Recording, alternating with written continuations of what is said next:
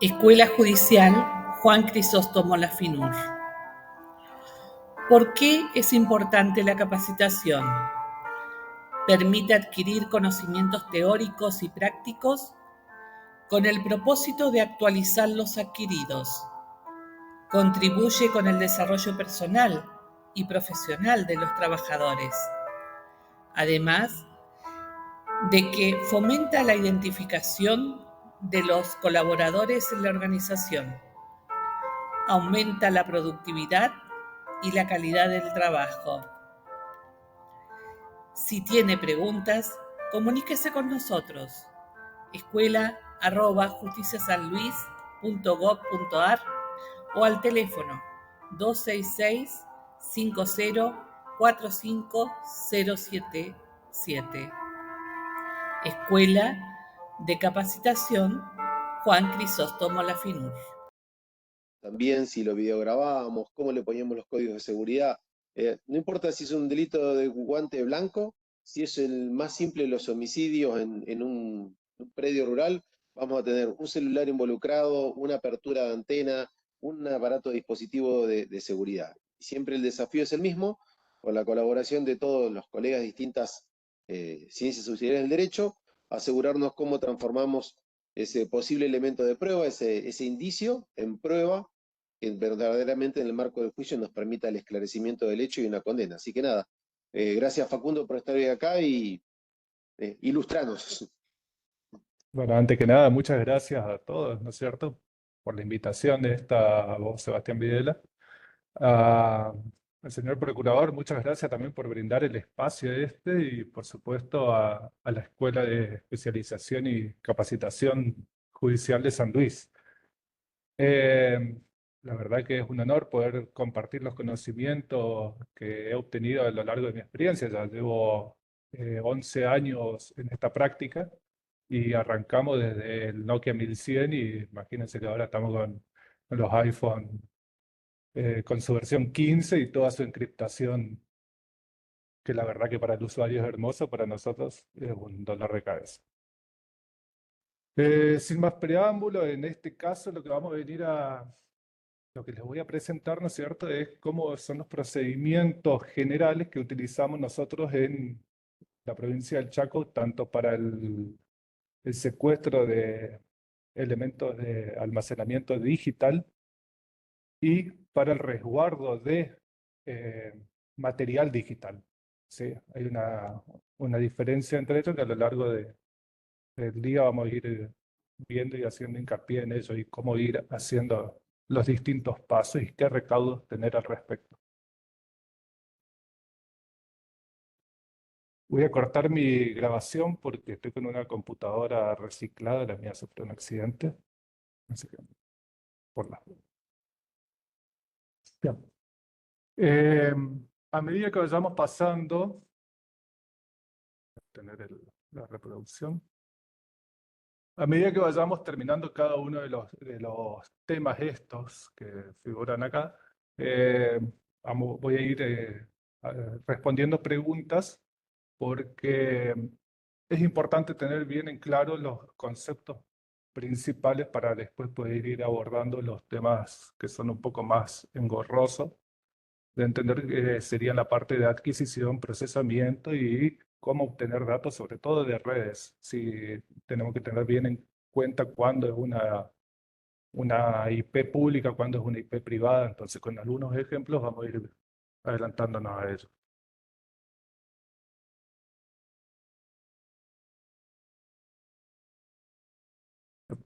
Se me olvidó la última. Ahí está.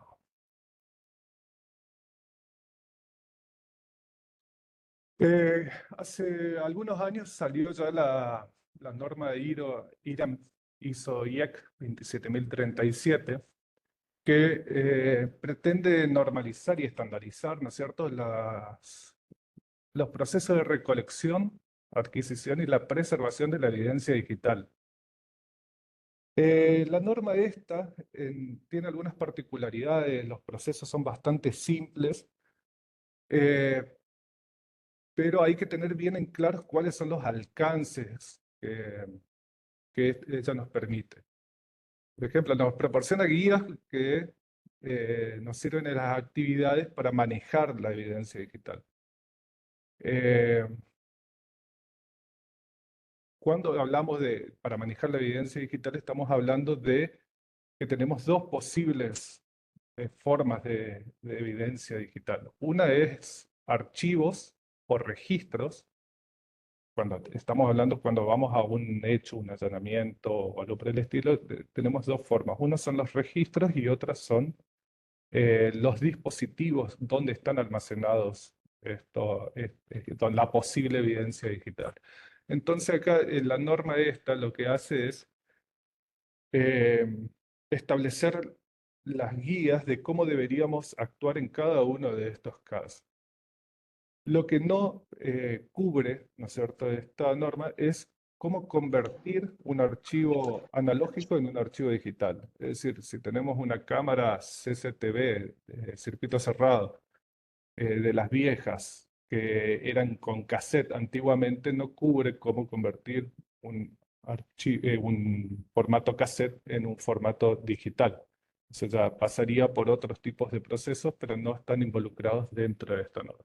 Si bien es muy útil en algunos casos, dadas las situaciones en las que uno se encuentra en los lugares, puede no tener todas las herramientas que en la norma esta establece. De todas formas, sirve como guía y como punto de inicio para el trabajo cotidiano en el lugar del hecho. Siempre es importante tener en cuenta las abreviaturas que se utilizan en cuanto a los sistemas informáticos.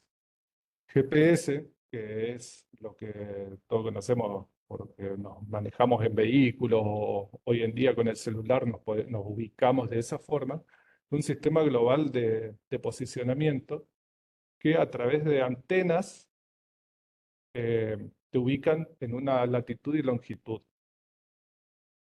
GSM es el sistema que se utiliza ahora para las comunicaciones móviles.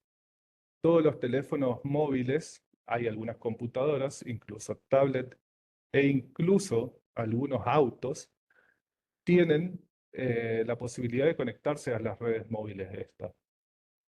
¿Cómo se conectan? Para ello tienen que tener, ¿no es cierto?, una posibilidad de conectar o insertar una tarjeta SIM, que es la siguiente definición, o configurar lo que son ahora las eSIM, que que son las que permiten comunicarse o entablar una comunicación con la red de telefonía celular. El email es un identificador del equipo móvil, ¿sí? El email tiene todos los dispositivos móviles que puedan comunicarse a la red de datos o a la red de telefonía celular, tienen que tener un email. Hay dispositivos como por ejemplo las tablets, en algunos casos no tienen email. Entonces, hay que tener en cuenta ese punto en particular de que si el dispositivo se puede conectar a la, a la red de telefonía celular, entonces el dispositivo tiene que tener sí o sí un email. El eSIM es un identificador de la tarjeta SIM. Es decir, cuando nosotros contratamos una empresa, ellos nos dan una tarjeta que le insertamos en el dispositivo móvil y esa tarjeta tiene un identificador que se llama eSIM. El eSIM y el email son muy importantes cuando nosotros queremos requerir datos de tráfico de usuario, ¿no es cierto?, de algún usuario, de alguna empresa de telefonía celular. Porque eh, con estos dos identificadores podemos obtener mucha información, como por ejemplo al email, es decir, al dispositivo, al celular ese, qué líneas o qué tarjetas o qué abonados fueron registrados con ese email. Es decir, o sea, nosotros podemos tener un teléfono celular y cambiar la tarjeta SIM y vamos a ir cambiando de número cada vez. Entonces, de esa forma podemos ir reemplazando eso, pero si le decimos a la empresa, bueno, pasame toda la lista de los números de abonado que estén registrados este email, nos van a dar una lista que podría llegar a ser útil en una investigación. El ISID funciona igual que el email, pero a la inversa, con la diferencia que el ISID va a la tarjeta de memoria. Yo la tarjeta de memoria, perdón, a la tarjeta SIM. Yo la tarjeta SIM la puedo conectar en la cantidad de dispositivos que yo quiera. Entonces, con eso yo puedo ir haciendo una especie de seguimiento entre la cantidad de dispositivos y la cantidad de números que estuvieran asociados con esos dos números, con esos dos identificadores. IP es el protocolo de Internet, lo que, bueno, ahora lo vamos a ver más en detalle, cuáles son las diferencias entre los distintos IP. MAC es un identificador único que está asignado a la placa de red del dispositivo. Es decir, cualquier dispositivo que se pueda conectar en red va a tener una dirección MAC, que se llama. Esa dirección MAC puede ser que o sea, el fabricante la embebe en la placa de red, pero también puede ser una Mac virtual. Por ejemplo, si nosotros virtualizamos un sistema operativo dentro de otro sistema operativo, esa máquina virtual que está ahí va a tener una Mac virtual. Para el router o para la red de Internet, esa Mac va a ser como si fuese que existe realmente un equipo eh, que se puede conectar a Internet. La LAN es lo que se llama la red de área local, que es lo que nosotros tenemos en todos nuestros domicilios, incluso dentro de las empresas, es lo que se llama LAN, que es lo que nos permite interconectar con los dispositivos dentro de nuestra organización, nuestra casa, nuestra empresa, etc. URL es una línea de caracteres que nos dirige hacia una página web. Después tenemos VPN, que es algo que se está utilizando mucho ahora. Hay cada vez más difusión de eso. Son redes virtuales que lo que permiten es hacer un túnel entre una computadora y otra computadora y de esa forma enmascarar desde dónde estamos saliendo por Internet. ¿Sí? Ahora lo vamos a ver también en un ejemplo más práctico. Wi-Fi, estamos todos ya, sabemos todos qué es el Wi-Fi, lo mismo el Bluetooth. El hash es el resultado de un algoritmo matemático. El algoritmo, hay distintos tipos de algoritmos que se utilizan. En la parte forense, los que más estamos utilizando hoy en día son SHA-1 y SHA-256.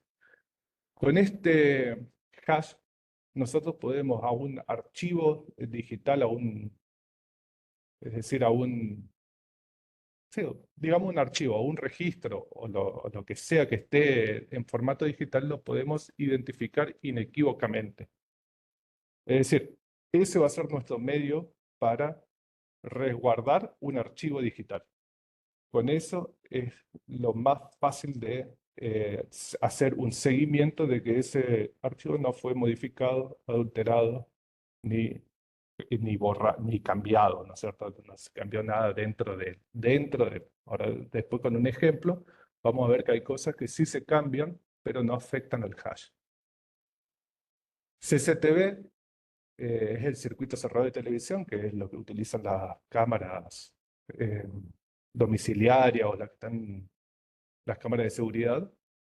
NAS son los eh, almacenamientos compartidos en Internet, que por lo general es un aparatito que tiene varios discos rígidos y lo que hace es proporcionar a una red local varios lugares de almacenamiento compartido entre todos.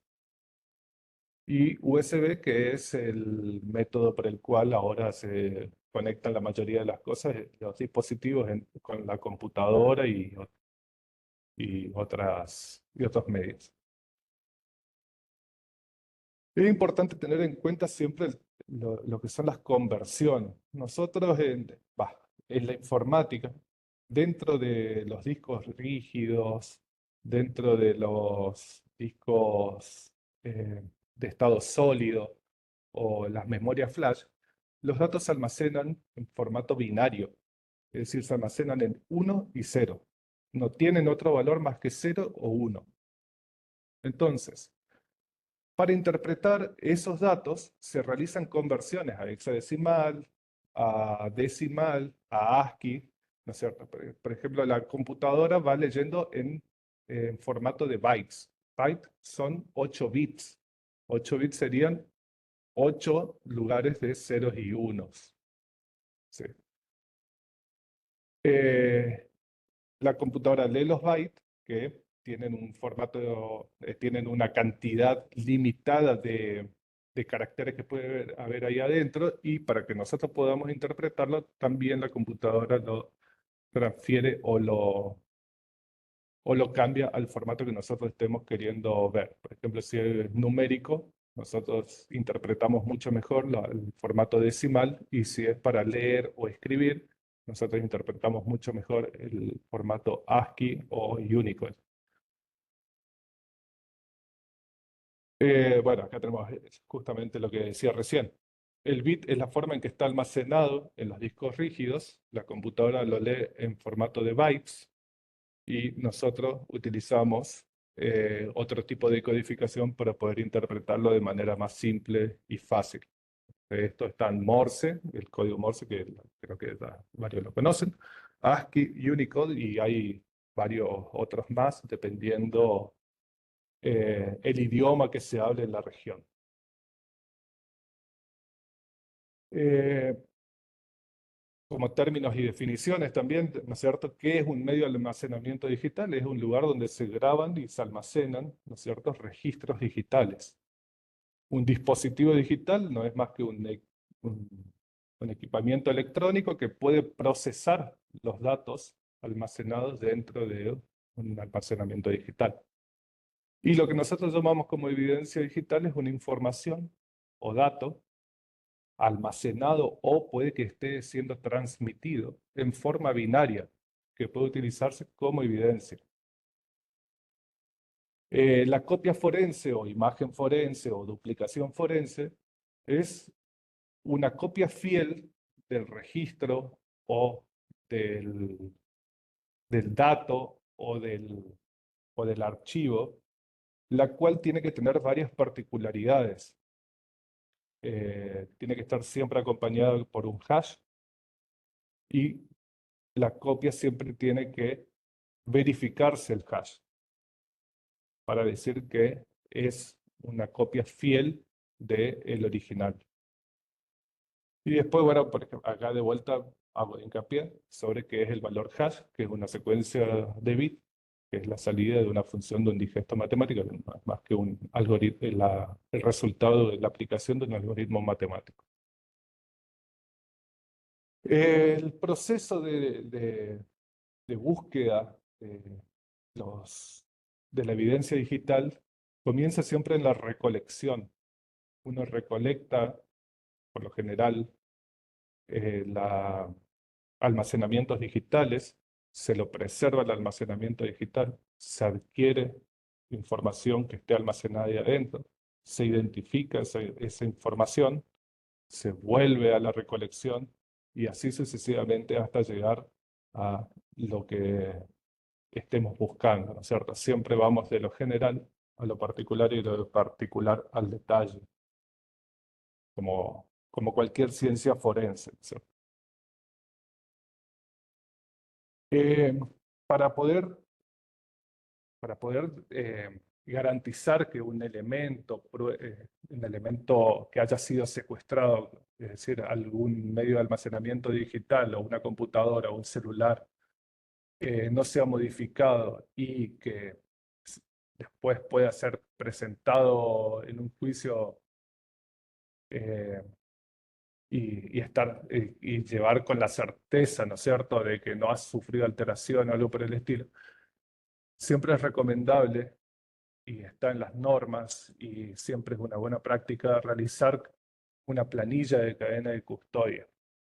En esta planilla de cadena de custodia siempre se tiene que poner los datos de la causa, la descripción física del objeto que está ahí adentro, quién es la persona que hizo el secuestro, es decir, la primera persona que tuvo contacto con ellos, la fecha y hora que se realizó esa acción y la fecha y hora que entrega el siguiente eslabón.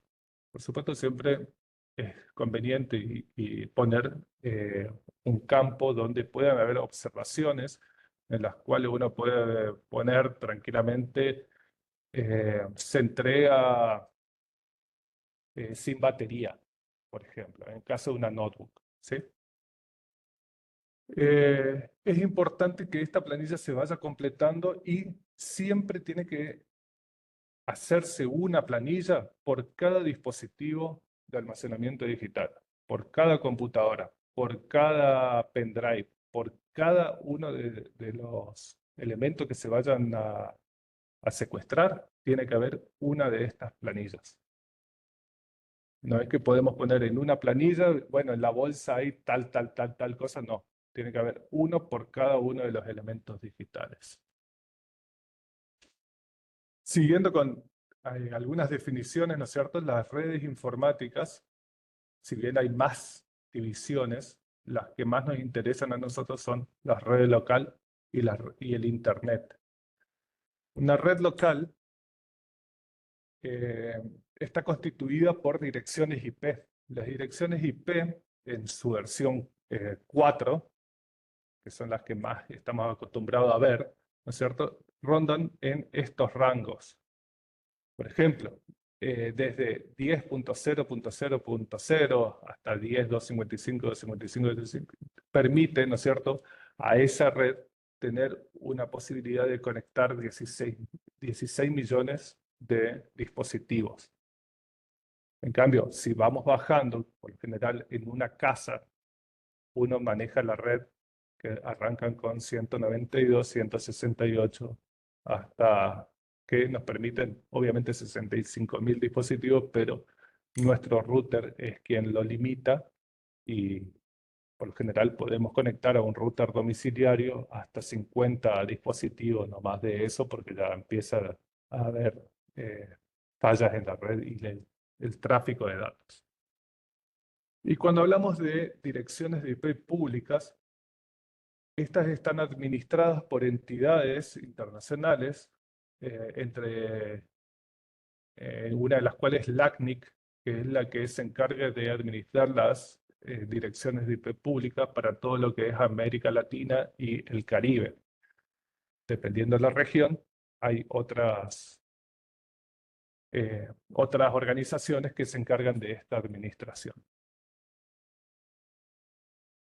En este caso, por ejemplo, acá ilustro cómo es que se administra una red informática para un domicilio o para Internet. Si nosotros, por ejemplo, entramos a la página de Google, Google está en Internet. Google nos va a ver a nosotros con, nos va a ver a nosotros con una dirección IP, que en este caso sería la 190.16.138.25, y, perdón que me sonó el teléfono, lo voy a apagar, ahí está. Y nuestro modem router va a decir, nos va a dirigir a nosotros el paquete de información que recibió de Google, pero nuestro modem router nos va a ver con otra dirección IP, que es una dirección IP local. Es decir, si yo desde esta computadora le digo buscar información sobre perros, ¿no es cierto? Entonces, con esta dirección IP yo le pido acá al router que me busque información sobre perros en el servidor de Google. El router va a redirigir ese paquete de información a Google. Google va a devolver la información requerida a esta IP. El router sabe que este fue el originario de la petición y me va a devolver la petición a mí. Es por eso que... Si me permitís un aporte. Sí.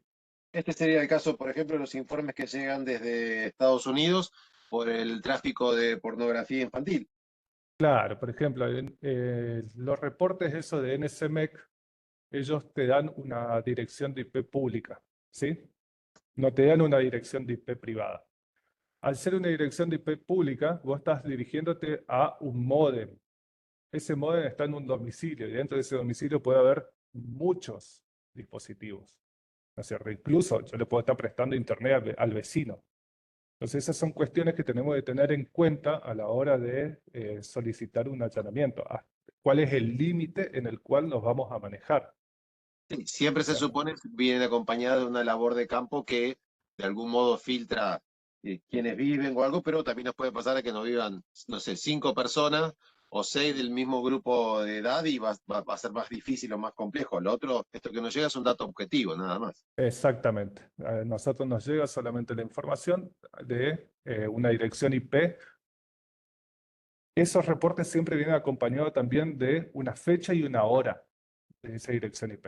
Eso hay que tenerlo en cuenta también, porque las direcciones IP son dinámicas en su mayoría. Hay algunas que son estáticas, pero obviamente están eh, reservadas para grandes empresas, que por supuesto que tienen un monto mayor. Pero al ser dinámicas, entonces nosotros nos tenemos que valer siempre de una fecha y una hora en el momento en que fue esa transferencia de datos. Entonces, por ejemplo, en esta dirección IP me dice que el día de hoy a las 16:33 hubo una conexión. Bien, entonces nos vamos ahí y vemos a ver qué fue lo que pasó en ese horario. Entonces, ahora hablando de los procedimientos justamente de recolección, hay que tener en cuenta la forma en la que están almacenados los registros. Las tarjetas perforadas, que era lo que antes se almacenaba información digital de alguna forma, hoy ya no existen más. Cintas magnéticas todavía en algunos lugares se pueden llegar a encontrar. Los disquetes también se pueden llegar a encontrar, pero como la información que estos almacenan es muy chica, prácticamente están en desuso, lo mismo que los disquetes de 3,5 y los de 5,25 están, prácticamente hoy ya no se los utiliza más. Hoy en día se está utilizando mucho discos de estado sólido, discos rígidos, y por supuesto las memorias flash, porque las memorias flash son los discos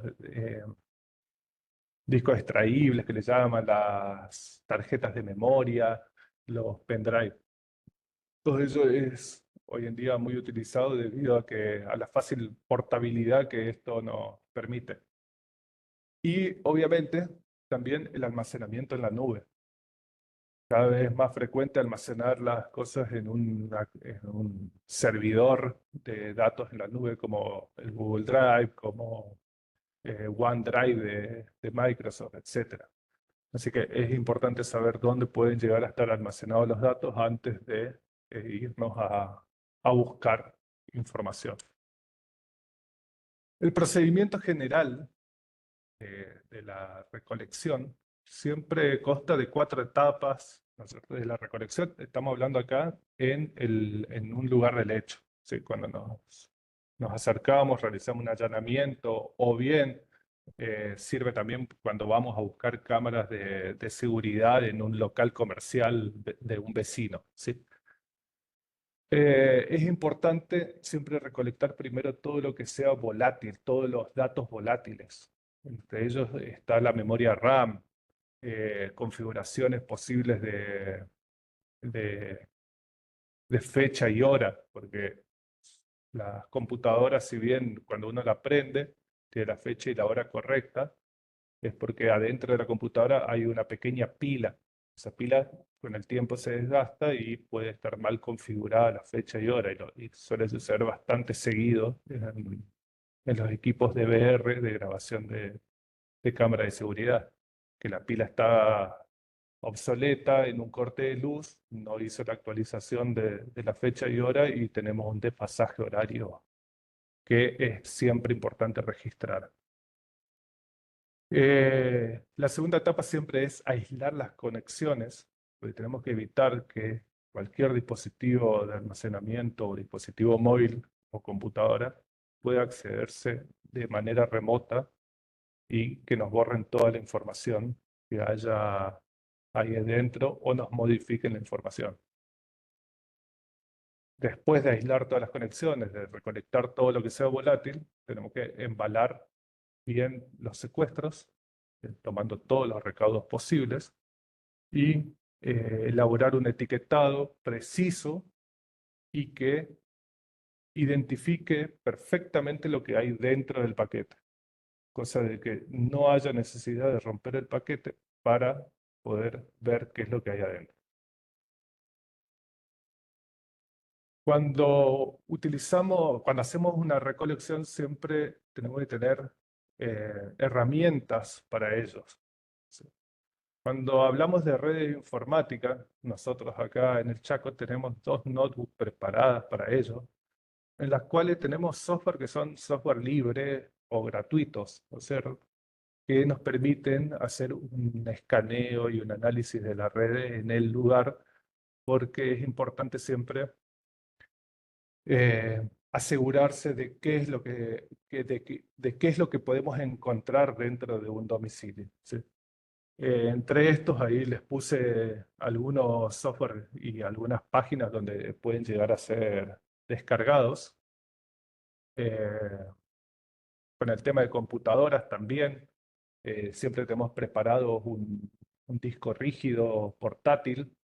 Por lo general lo usamos uno de 2 terabytes de almacenamiento, en el cual tenemos programas de ejecución, es decir, que son ejecutables solamente, no se instalan en la computadora la computadora ahí que podría llegar a haber evidencia, sino que se ejecutan solamente.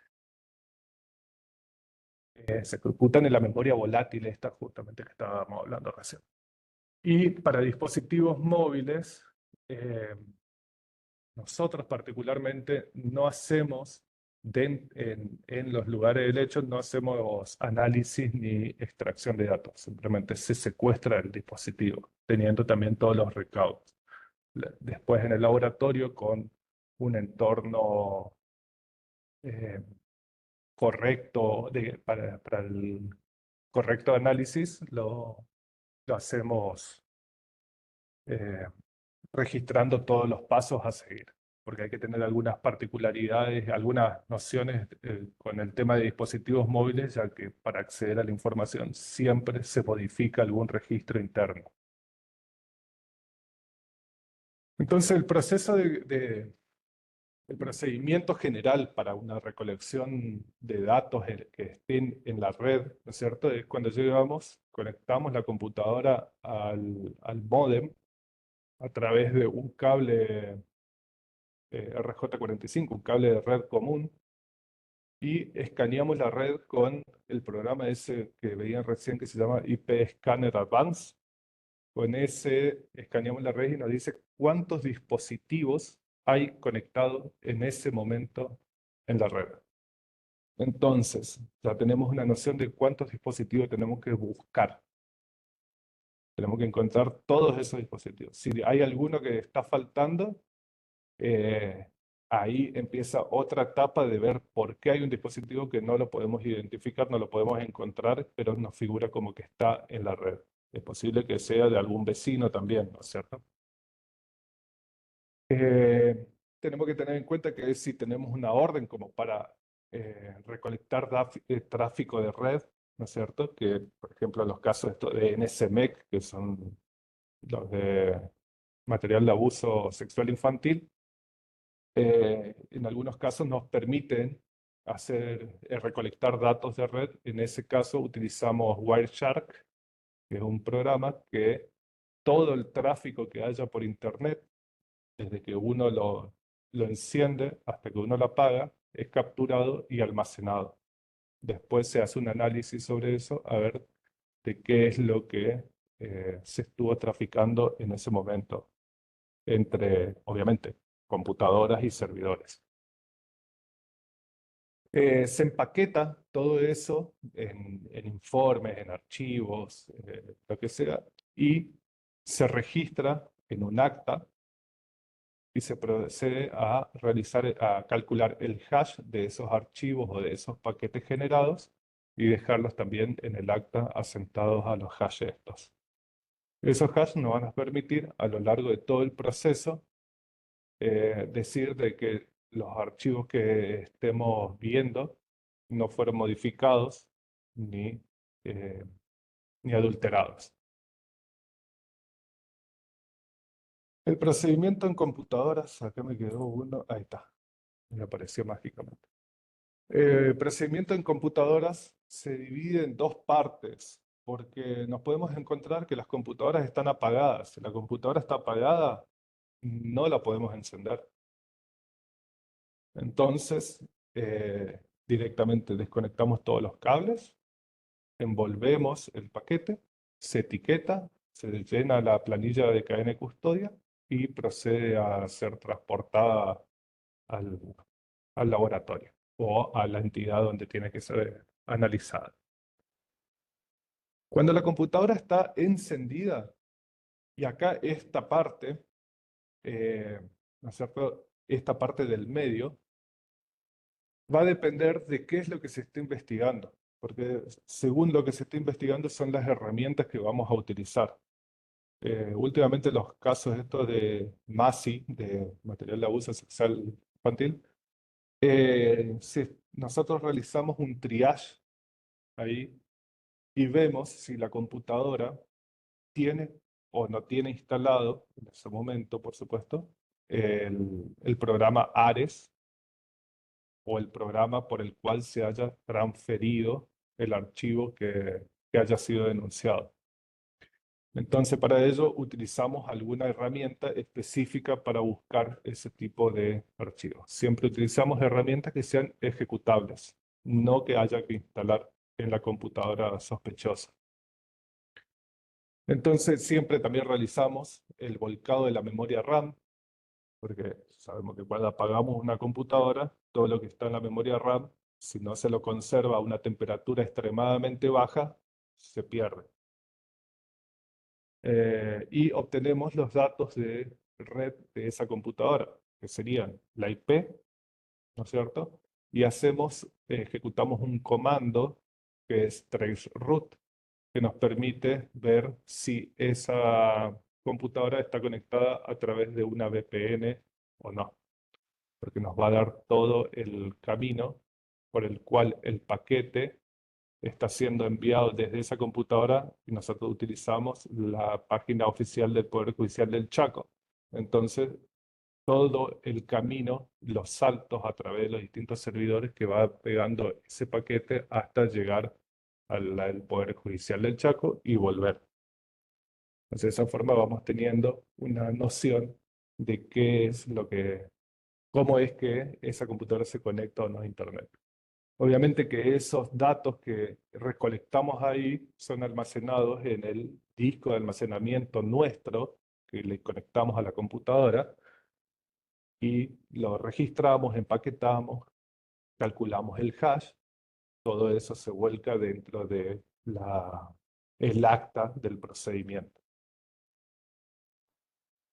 Acá, como para dar un ejemplo de cómo debería resguardarse una computadora, no sé, cómo no debería resguardarse una computadora. No hay que dejar ningún punto por el cual uno pueda llegar a acceder o al interior o a modificar o algo por el estilo de la computadora. Tampoco dejarla a medio embalaje, ¿no es cierto? Salvo porque no justifica, ¿no es cierto? Acá esto fácilmente yo podría cortar la cintita esta por los bordes y después volver a encintarlo, después sacarle el disco rígido que tiene adentro. Entonces, esto no sería un procedimiento no sería una forma correcta de preparar el paquete para ser transportado. En cambio, en este caso sí, ya cambia la noción, porque para poder acceder tengo que romper el paquete, porque al utilizar cinta de papel yo puedo firmar por sobre ella y sobre el papel. Entonces no puedo retirar la cinta de papel porque va a ir rompiendo primero el paquete y lo otro que no me van a coincidir después las cintas para eh, para poder cerrarlo de nuevo. Obviamente que esto tiene que llevar una etiqueta, que la etiqueta describa perfectamente el contenido que hay ahí adentro, a qué causa pertenece, y en lo posible llevar un identificador, que ese identificador también tiene que estar en la planilla de cadena de custodia, que va complementaria al secuestro. Siempre el secuestro, es decir, el paquete y la planilla de cadena de custodia se mueven en conjunto, nunca separados los dos, siempre van en conjuntos ambos.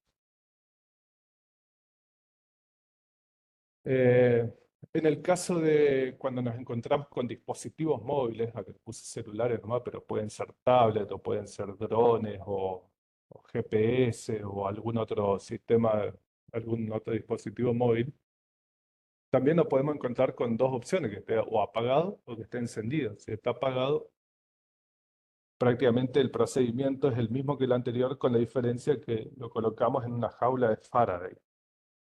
La jaula de Faraday lo que hace es evitar que cualquier tipo de conexión eh, a través de una red electromagnética pueda realizarse, porque lo aísla completamente al dispositivo. Si bien las jaulas de Faraday comerciales son bastante caras, hay algunos procedimientos más caseros que sirven también al mismo efecto, como por ejemplo el uso de papel de aluminio. Al envolver el dispositivo móvil 3 vueltas en papel de aluminio, este ya queda perfectamente aislado. Y lo pueden probar en sus casas si quieren. Después usan el papel de aluminio para una carnecita o algo. Cuando el celular está encendido, lo primero que hacemos siempre es colocarlo en modo avión. Entonces, de esa forma, mientras que estamos haciendo alguna especie de recolección de información del celular, no recibe señales externas que podrían llegar a modificarnos o algo el dispositivo. Eh, Hoy en día, la mayoría de los teléfonos celulares, tanto Android como iOS, para poder poner en modo avión, nos piden que se desbloquee el celular. Si el celular tiene un bloqueo de pantalla, nos pide que el celular sea desbloqueado para poder poner en modo avión. Y lo mismo para apagarlo. Entonces, dado esas situaciones que se están dando hoy en día, el registro de la fecha, de la hora que muestra el teléfono celular, si tiene o no tiene patrón, si tiene PIN, es importante siempre anotar si el tipo de bloqueo que tiene el teléfono, patrón, PIN, contraseña, porque dependiendo de eso son los tipos de metodologías que se pueden utilizar después para tratar de obtener la información que esté dentro del teléfono. Y una vez que, si el teléfono no está bloqueado, ¿no es cierto?, registramos datos del sistema operativo, datos de la red y parches de seguridad que tenga. Eso también va a depender del dispositivo en el lugar donde se encuentran esos datos. Entonces, esta parte debe realizarse de manera rápida e inmediata, al igual que cuando hablábamos de las computadoras, la parte esta del volcado de memoria RAM y obtener datos de la red debe realizarse en primera medida. Cuando llegamos, no nos pongamos a buscar cajones y eso. No, detectamos que hay una computadora, vamos, vemos si la computadora está prendida, hacemos esto y después seguimos por otra cosa. Si vemos que tenemos un celular, también hacemos esta parte y después seguimos por otra cosa. Entonces, una vez que tenemos esto, automáticamente registramos la marca modelo y lo ponemos en una bolsa de Faraday o le armamos una jaula de Faraday. Entonces evitamos que la información que puede estar ahí, que puede ser de utilidad en la causa que se investiga, eh, permanezca ahí y no sea modificada, ni adulterada, ni eliminada.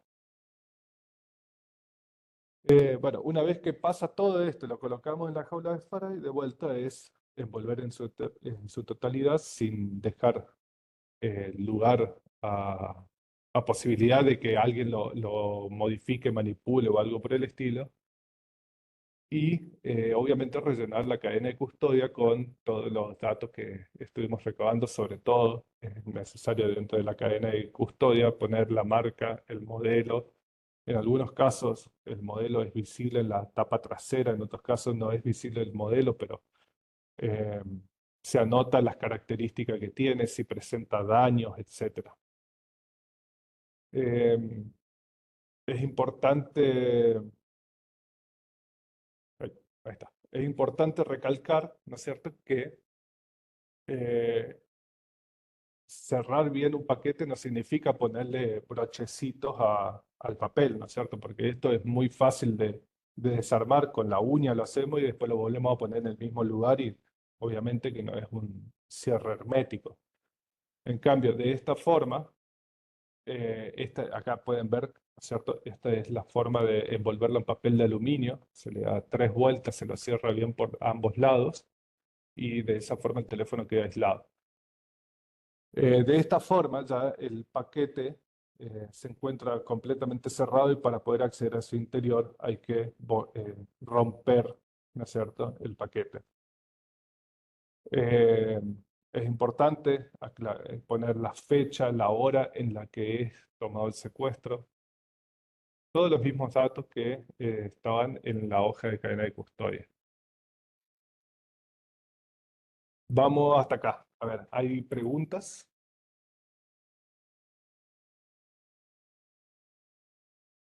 Entonces después no nos pasamos de más. Dice, ¿la dirección IP del mismo dispositivo se puede cambiar o es única y perpetua? Bueno, mira, es buena tu pregunta. La dirección IP dentro de una red LAN, dentro de mi casa, por ejemplo, va a tender a ser siempre la misma porque el router asigna por lo general la misma al dispositivo. Pero si, por ejemplo, se cortó la luz, se reinició la memoria del router, entonces te va a asignar una nueva dirección IP. Ahora, vos podés, en una IP, en una LAN, vos podés a tu teléfono configurarle la IP manualmente y siempre tener la misma IP en ese dispositivo. Ahora, para Internet, vos vas a ver siempre, o sea, siempre vas a tener la IP que la prestadora de servicio te otorgue a vos en ese momento. Si vos tenés un servicio que es de IP estática, entonces siempre la prestadora de servicio te va a asignar a vos esa IP estática. No, ningún otro cliente del prestador de servicio va a tener la misma IP esa. Pero que con eso te haya respondido tu pregunta. Hubo un caso aquí donde allanaron el domicilio por el IP buscando al padre de la familia y era el hijo. Sí, es normal porque eh, en los informes esos, en los informes de NSMEC, por ejemplo, la IP que ellos informan es la IP pública, es decir, la que la prestadora de servicio te da y el servicio habrá estado a nombre del padre en este caso, pero dentro de la casa, en el servicio que el padre adquirió, ahí puede estar el padre, la madre, el hijo, el hermano, el amigo, el primo. Puede estar cualquier persona a la cual nosotros le prestemos nuestro internet. Lo que pasa, ahí respondió otra. Lo que pasa que en ese caso es que la IP da a un domicilio lo que tiene que hacer. Bueno, exactamente eso. Segundo. Bien, está. Entonces no hay ninguna otra consulta al respecto. Ahí está. Si se ordena el secuestro de todos los dispositivos informáticos en un domicilio, ¿se debe secuestrar también el módem? Eh, con los modem hay una particularidad que, si bien lo podés secuestrar, la tabla de IP eh, va a estar dentro del modem dependiendo la marca del modem. Ah, hay modelos que tienen una pila interna para la tabla esta de asignaciones, mantenerla durante el tiempo, por más de que haya o no haya suministro eléctrico, y hay otros que no tienen esa pila y la tabla esa la tienen solamente en memoria RAM y no la tienen almacenada en una memoria interna del módem. Por lo tanto, las asignaciones de la IP se estarían borrando. Pero eh, es bueno, dependiendo del caso y qué es lo que se está investigando, secuestrar, a ver, supongamos que estamos tratando un caso de acceso indebido a una empresa, ¿no es cierto?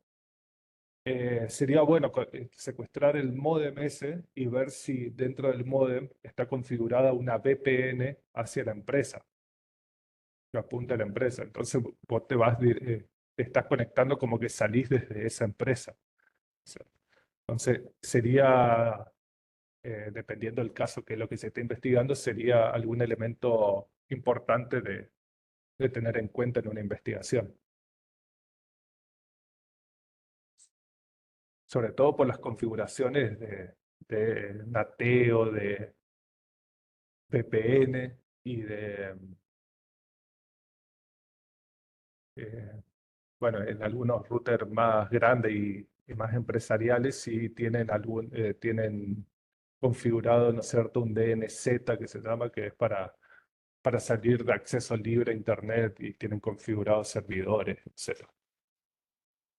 Bueno, si no hay más preguntas al respecto, seguimos con la presentación.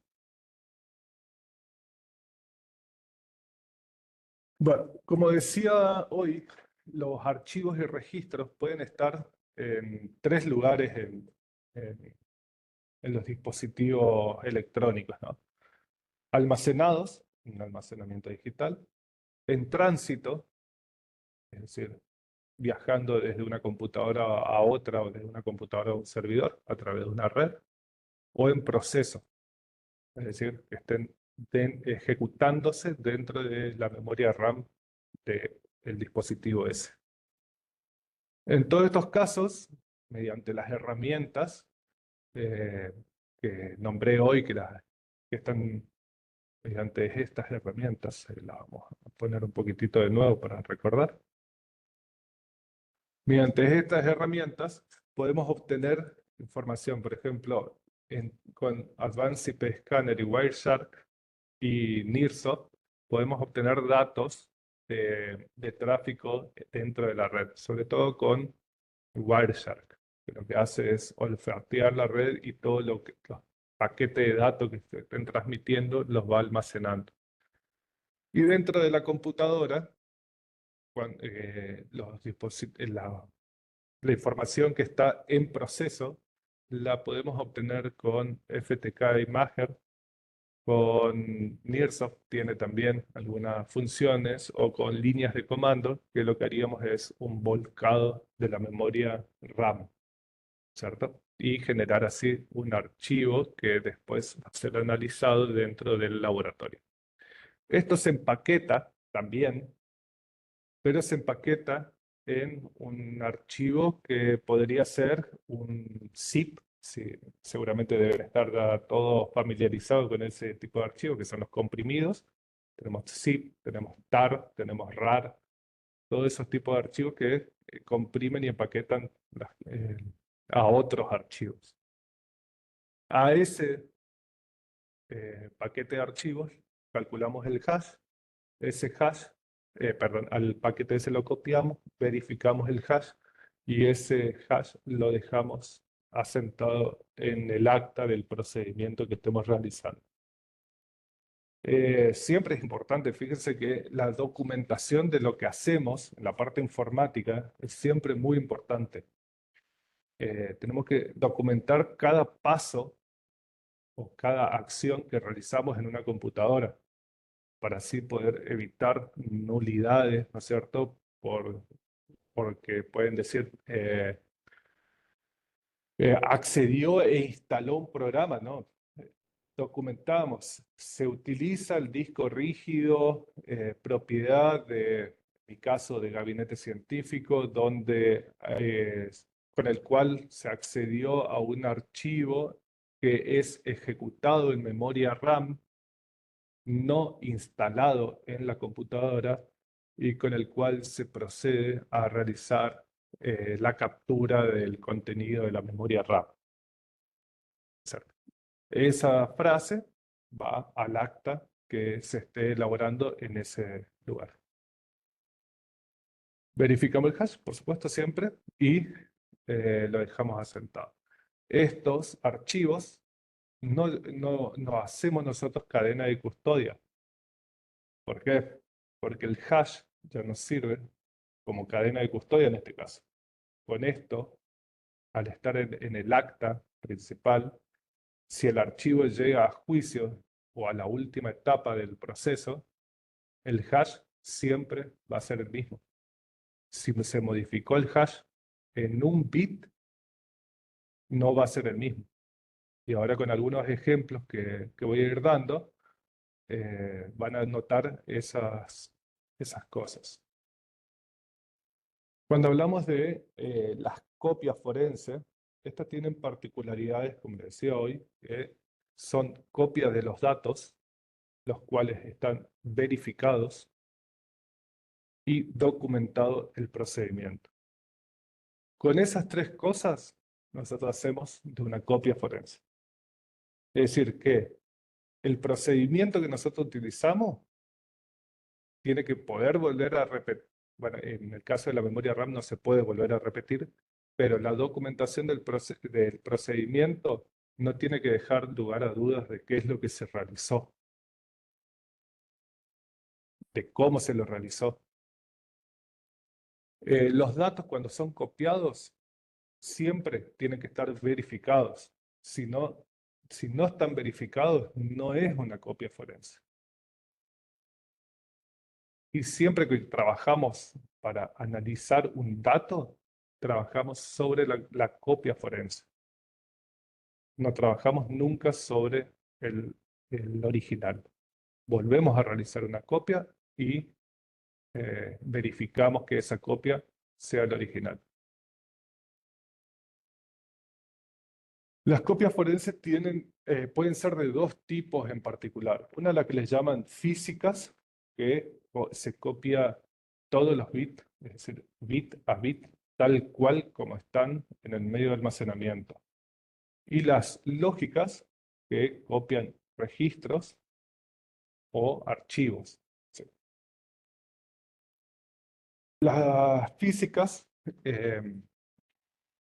dan como resultados o el clonado del disco, es decir, que para ello necesitas tener un disco de las mismas características que el original, o pueden ser hechas en un archivo, con un formato que después ese archivo tiene un hash, que el valor va a ser el mismo que el del original, y ese archivo puede ser analizado en la computadora de forma más práctica y es más comprimido que tener un disco rígido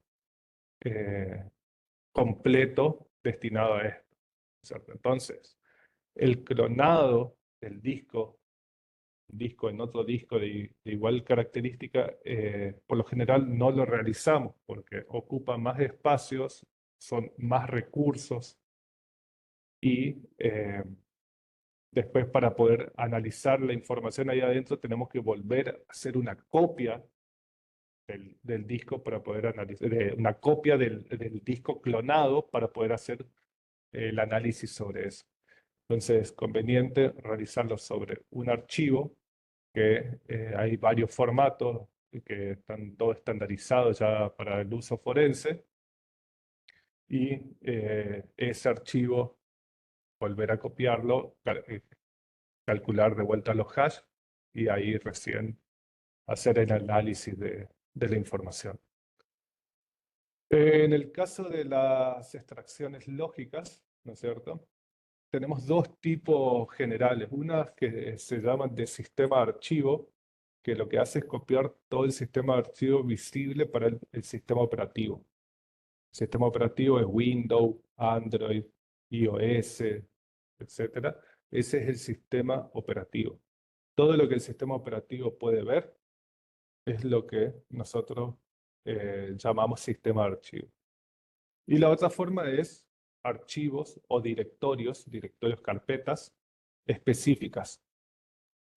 Por ahí no hace falta copiar todo el contenido de un celular que esté aportando una víctima. Simplemente con que nos dé la conversación que ella está denunciando, ya podría ser más que suficiente y no tener que acceder a todo el historial y a todas las comunicaciones que tiene con todas las personas que ella tiene contacto. Entonces, por ahí conviene realizar esta...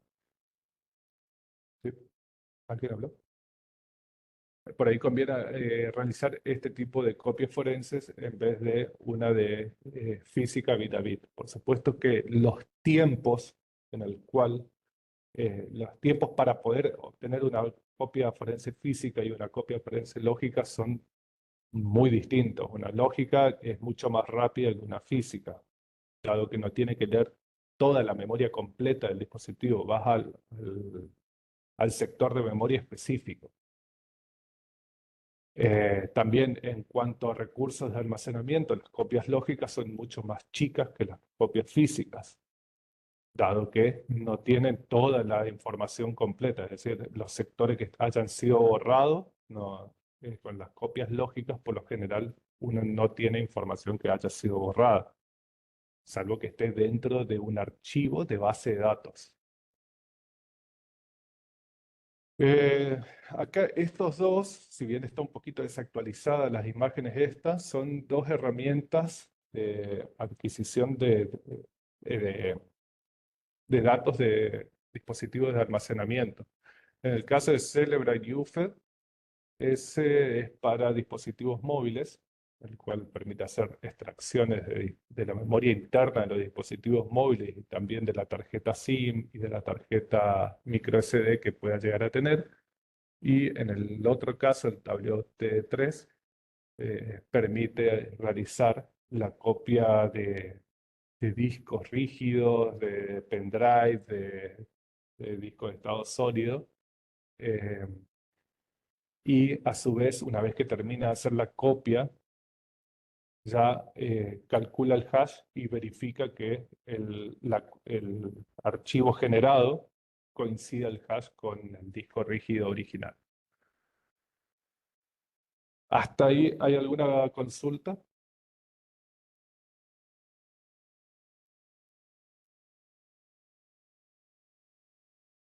No, venimos bien, Facu. Perfecto. Espero ser claro, ¿no es cierto?, de lo que hablo nomás. Cuando hablamos de procesamiento, ¿sí? Acuérdense que nosotros hoy les decía de la importancia de entender que en la computadora se almacena en bit, que la computadora lee en byte y que después es transformada la información a una forma que nosotros podamos interpretarla más fácilmente a través de ASCII, de decimal o de Unicode o cualquier otro tipo de codificación. En este caso, que traigo, ¿no es cierto?, un ejemplo de la base de datos de donde se almacenan los mensajes SMS dentro de un dispositivo Android.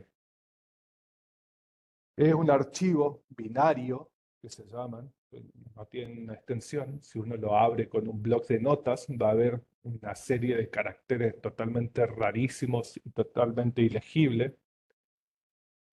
Pero si uno utiliza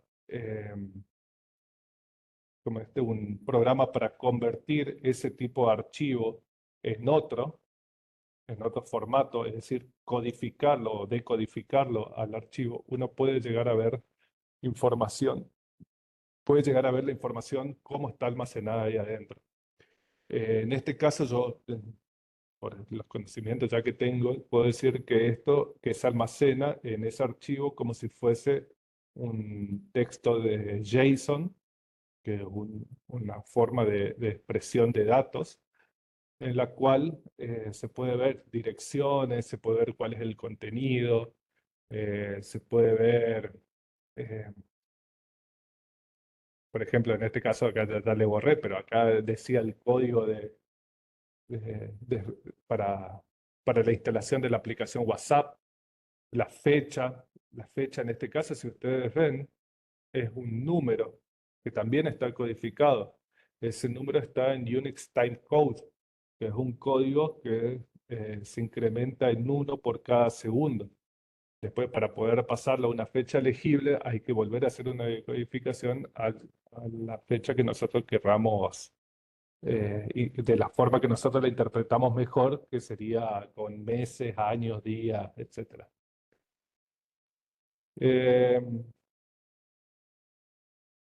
Toda esa decodificación, ¿no es cierto? Si la tenemos que hacer manual por cada uno de los archivos que uno obtiene de un celular, podríamos estar prácticamente nuestra vida entera analizando un solo pendrive.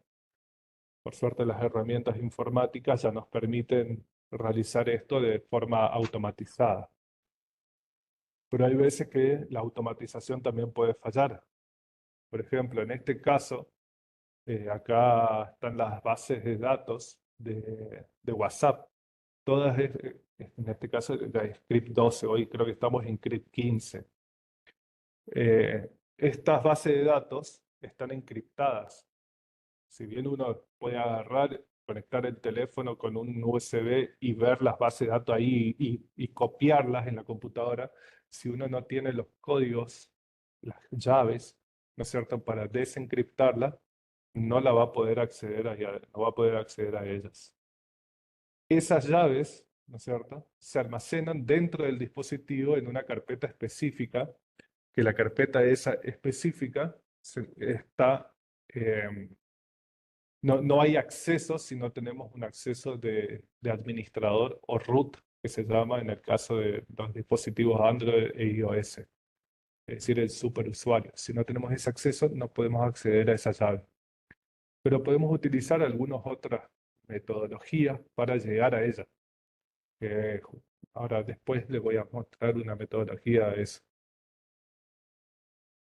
Entonces, si nosotros tenemos el archivo encriptado, sabemos la llave y sabemos el ID del usuario, podemos con un simple lector de SQLite, podemos ver el contenido de toda la base de datos y todos los mensajes y todas las actividades que ha tenido en esa aplicación. Por ejemplo, en esta que es WhatsApp. Todo ese procesamiento, las herramientas forenses como Buffer, Axiom, eh, XRI, Oxygen, MobileEdit, entre muchas otras, son muy importantes porque aminoran muchísimo el tiempo de la pericia. Por eso es que uno dice, eh, es tan necesario adquirir una licencia de este estilo, y la verdad que sí, es necesario porque no está solamente la particularidad de que te lo hace a esto de forma simple y rápida, sino que las bases de datos de las aplicaciones van cambiando a lo largo de la vida de la aplicación. Es decir, por ejemplo, el año pasado WhatsApp aplicó un cambio en su base de datos muy grande que dejó a la mayoría de las herramientas forenses sin poder acceder a los datos almacenados en la, en la base de datos, porque no sabían cómo interpretarlos, no sabían cómo estaban relacionados. Entonces, esas empresas se encargan de realizar una ingeniería inversa sobre la base de datos y actualizar sus métodos de codificación de estas, para poder mostrarnos a nosotros de una forma categorizada toda la información que esté dentro del dispositivo. Ejemplo, las aplicaciones instaladas, las conversaciones, mensajes, todo eso, las herramientas forenses te los pueden simplificar de una manera muy grande. ¿Se puede hacer de forma manual? Sí, llevaría muchísimo tiempo nomás. Entonces es ahí donde uno tiene que ver, tiene que analizar el costo-beneficio de realizar una u otra acción. Cuando hablamos de análisis, por lo menos acá en la provincia de Chaco, nosotros siempre requerimos que haya una orden de un juez, porque estamos hablando de datos personales, que es lo que está dentro de los teléfonos celulares. Por ejemplo, las comunicaciones de WhatsApp se podrían interpretar como si fuesen correspondencia. Y para poder acceder al contenido y leerla, si nos piden en algún punto de pericia que estén buscando osos rojos, entonces nosotros necesitamos tener una orden de un juez para poder acceder a esa información. Caso contrario, si no tenemos la orden del juez, llegamos hasta en la etapa previa a esta, se empaqueta y se envía todo para que lo analice quien, quien haya ordenado, ¿no? Bajo sus propios riesgos. El tiempo que se emplea durante el análisis va muy de la mano de los específicos que puedan llegar a ser los puntos periciales. Es muy importante que los puntos periciales sean finitos y no dejen al libre albedrío, ¿no es cierto?, de interpretación del operador que esté en el análisis. Yo siempre traigo la palabra esta, desgravar a corolario, porque para mí es una palabra que la utilizamos muy mal y la suelen poner bastante seguido en las órdenes de apertura. Según la RAE, no hay una definición. Coloquialmente, es lo que dicen pasar lo grabado a lo escrito. Es decir, por ejemplo, desgravar toda la información del celular a un informe. Pero si hablamos de cómo es la palabra en sí, el prefijo des denota negación. Entonces, si uno podría tener una interpretación errónea al decir que lo contrario de grabar es borrar. Entonces, desgrabar podría llegar a interpretarse como borrar. Entonces, usemos palabras que sean más simples. Por ejemplo, transcribir también es otra palabra que suelen poner bastante seguido, pero transcribir es un elemento que habla de idiomas, de una lengua a otra, más del habla. Entonces, digamos más bien extraer y listar. Entonces, extraemos la información y la listamos, la información, de una forma más legible. Porque justamente esas son las tareas que se realizan con todas las herramientas informáticas estas. Elaborar tablas que sean de fácil interpretación para, para cualquier, para cualquiera que lo esté mirando. Cuando hablamos de que sean finitos los puntos periciales, cuando dicen y todo archivo que guarda relación con el hecho que se investiga, lleva a varios problemas que por ahí el perito, ¿no es cierto?, no tiene el acceso completo al expediente, y si el expediente es un expediente que tiene muchísimas hojas, entonces probable que la interpretación del perito no sea la misma que la del investigador que lleve la causa. Entonces, en ese sentido, lo ideal sería que haya una comunicación entre el investigador y el perito para que en conjunto se pueda llegar a elaborar, ¿no es cierto?, el punto pericial en base a lo que se esté investigando y de lo que se está esperando encontrar con esa investigación, con esa pericia. Entonces ahí se utilizan, se elaboran puntos periciales limitados, con un límite de tiempo, con un límite de búsqueda, ¿no es cierto?, dentro de lo que es por ejemplo, una computadora. Una computadora puede tener millones de archivos, millones de registros, y realmente buscar mucha información ahí adentro puede llevar muchísimo tiempo. Entonces, por ejemplo, acá doy un ejemplo de cómo podrían llegar a ser si existen llamadas realizadas, recibidas o borradas entre el dispositivo en estudio y el abonado número tanto, y que posean fechas comprendidas entre los meses de septiembre y octubre. Entonces ahí nos abocaríamos a las llamadas que se realizaron o se recibieron con ese número hacia ese destinatario, hacia eh, ese otro usuario de red. Y a su vez acotamos en la cantidad de registro que vamos a tener en total. Pues, sí, hay conversaciones de 2010 hasta 2025 entre esas dos personas y vamos a estar hablando de una lista prácticamente interminable, cuando por ahí el hecho o la investigación nos lleva a un rango más acotado que siempre es bueno tenerlo en cuenta. Obviamente también si existen mensajes, cuando hablamos de mensajes ya englobemos dentro de mensajes todas las aplicaciones que permiten esto. Pues, no solamente tenemos los SMS, no solamente tenemos WhatsApp, Telegram y eso, sino que hay mensajes que se mandan a través de aplicaciones como Mercado Libre, OLX, juegos, a través de los juegos se mandan mensajes. Entonces, todas esas cuestiones también lo vemos la palabra mensajes dentro de todas las aplicaciones que permitan esto. Y finalmente, una vez que bueno, el análisis no tengo mucho más que hacer, o sea, es buscar lo que se nos pide por medio de los puntos periciales, ¿cierto?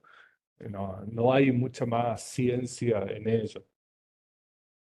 Porque si está la información, si no está la información no la podemos crear, o sea, no está directamente, es o 1 o 0. Entonces, una vez que ya realizamos el análisis, en caso de que haya que realizarlo, la presentación de un informe técnico pericial siempre tiene que tener al menos 4 elementos dentro. El objeto del informe, es decir, qué es lo que se va a hacer, no sé, cuáles son los elementos ofrecidos, es decir, todos los elementos que se vayan a analizar, las herramientas informáticas que vamos a utilizar, eh, si vamos a utilizar algún medio de almacenamiento aparte para realizar la copia, etc. Después tienen que estar bien detalladas todas las operaciones que vamos a realizar con sus procedimientos, con sus resultados. Si, por ejemplo, intentamos un método de extracción, tenemos que poner si fue posible o no extraer a través de ese método o si ya se extrajo en primera medida. Siempre importante, sobre todo en la parte de dispositivos móviles, tener en cuenta que cada vez que nosotros intentamos extraer información de un teléfono de ellos, hay información del dispositivo que se va modificando, no lo podemos tener frisado, por así decirlo. No se modifican los datos de usuario, no se modifican los registros que ya están almacenados, sino se modifican registros de configuración del sistema operativo y de conexión del sistema operativo. Entonces, por eso es importante siempre documentar todos los pasos que vamos haciendo, dado que si se llega a realizar una contrapericia de esto o una posterior pericia o ampliación, cuando hagan la extracción y vean que están todos esos registros de intentos fallidos y nosotros no lo documentamos, van a decir qué pasó acá. Y podemos llegar a perder la posible prueba esa. Y siempre que haya reportes que se generan con las herramientas forense o ya sea de manera manual o copia de archivos, por ejemplo en los casos de videos de vigilancia, siempre hay que detallar cuáles son los elementos que se adjuntan al informe y cuál es el contenido del elemento que se adjunta al informe con el hash de cada uno de los archivos o del contenido de esos elementos. Eso tiene que estar siempre plasmado dentro de el dictamen del informe técnico pericial que uno vaya a ofrecer. Por supuesto que pueden haber otros ítems que uno lo puede poner de manera voluntaria, como por ejemplo material de estudio, documentación, bibliografías, etc. Por lo general, los reportes que se generan van en formato PDF o en formato HTML. El formato PDF es el que más se usa, pero debido a la gran cantidad de datos que se pueden llegar a obtener de una computadora o de un celular hoy en día, suelen ser archivos muy grandes, por lo cual se dificulta mucho el leer estos archivos. Por eso es que ahora se está empezando cada vez más a utilizar el formato HTML que te permite navegar por la información como si fuese una página web de manera más rápida y utilizando menos recursos de la computadora del lector, ¿no es cierto? Pero también existen otros tipos de archivos que son archivos propietarios, como por ejemplo los que mandan ahora que también se puede enviar, ¿no es cierto?, de UFED o de Celebrate, en realidad, que es el reader, que te permite ver con una interfaz muy similar a la que ve el perito la información que está ahí adentro y buscarla de manera también bastante rápida y simple para, para minorar el tiempo, ¿no es cierto?, de la investigación posterior. Hasta acá, ¿tenemos alguna otra pregunta? Hubo pocas.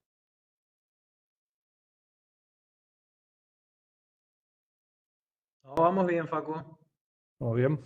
No sé si alguien se tomaron un cafecito por ahí, si alguien está con alguna pregunta. ¿Ese es tu final de presentación, Facu? De esta parte sí. Ahora le quiero mostrar así unos ejemplos rápidos para que Bien. vean y que son cosas que se pueden realizar sin herramientas forenses, Ujú, está sino bueno eso. con cosas libres y gratuitas también.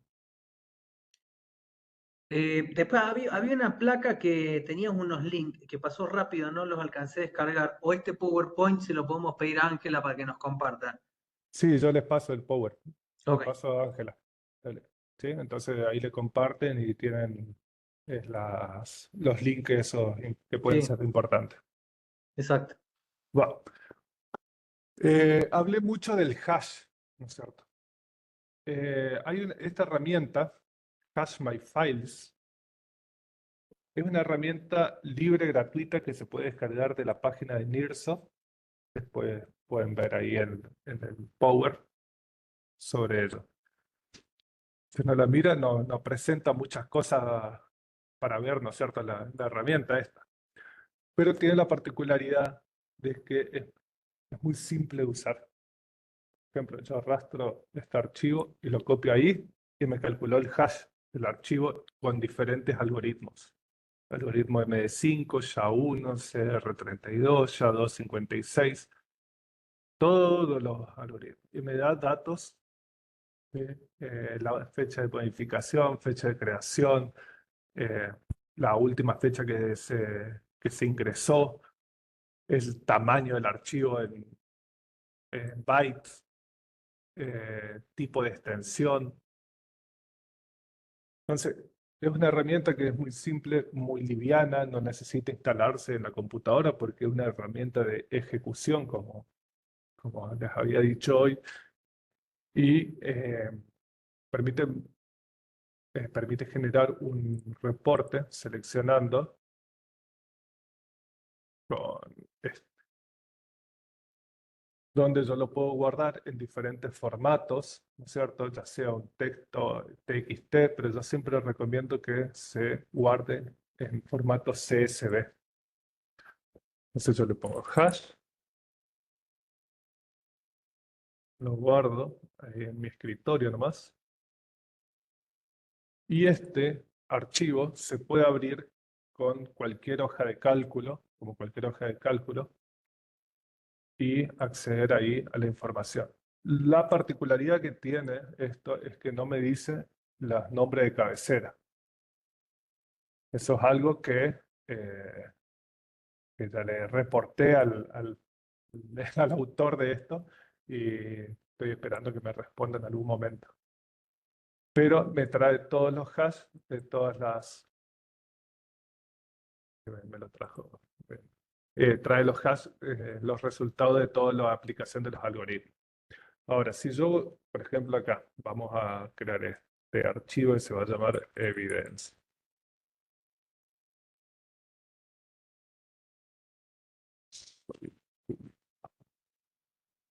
Bien, yo esto lo guardo. Calculo el hash de este archivo. Tengo un hash ahí. Ahora, yo hago una copia de este archivo. Fíjense que al hacer la copia, el nombre del archivo cambió. Ahora se llama evidencia-copia. Pero el contenido no cambió. Ahora, si yo a este archivo le hago una segunda copia, y a esta segunda copia yo la modifico,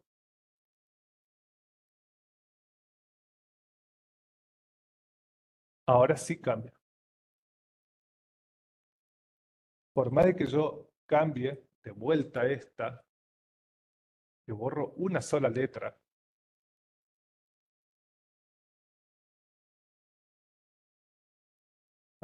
me está tomando de vuelta esto.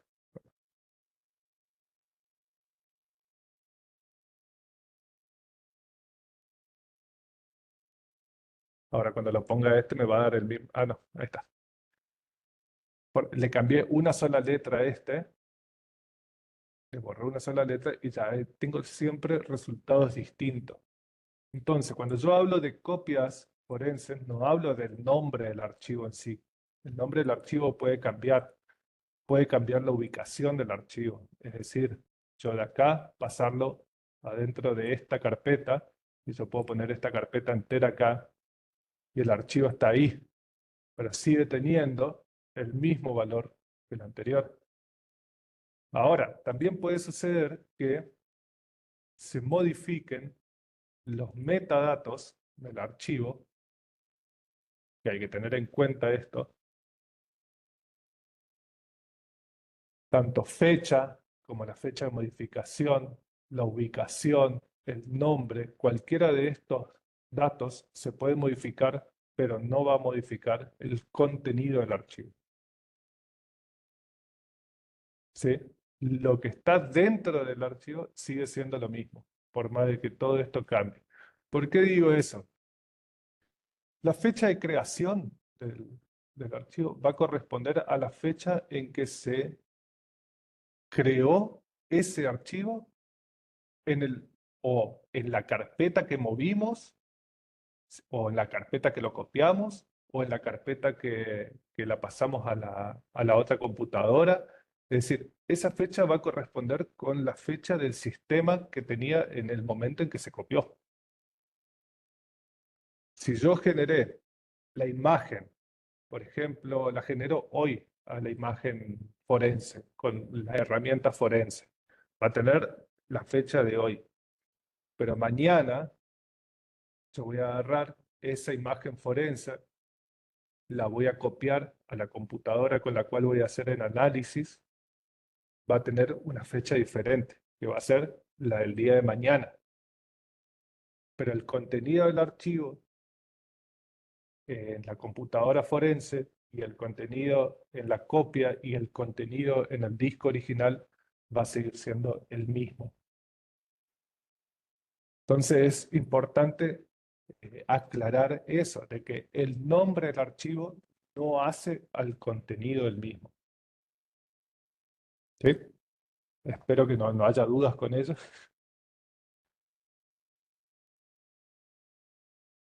Ahora, siguiendo con algunos ejemplos prácticos.